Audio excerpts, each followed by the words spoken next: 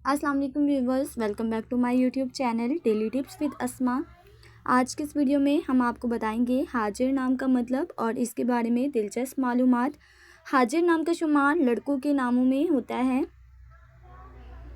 हाजिर एक इस्लामी नाम है।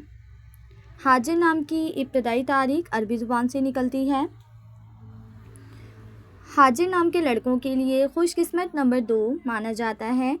माहिरीन के मुताबिक हाजिर नाम के लड़के बहुत भोले और मासूम होते हैं।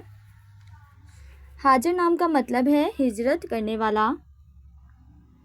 हाजिर नाम के लड़कों के लिए खुशकिस्मत दिनों में बुध और जुमे का दिन शामिल है। हाजिर नाम के अफराद के लिए मुवाफिक रंगों में पीला, सब्ज़ और हल्का गुलाबी रंग शामिल है। हाजिर नाम के अफराद के लिए मुवाफिक पत्थरों में मरकत पत्थर शामिल है। खुशकिस्मती वाली धातों में हिंसों के हिसाब से कांसी शामिल है।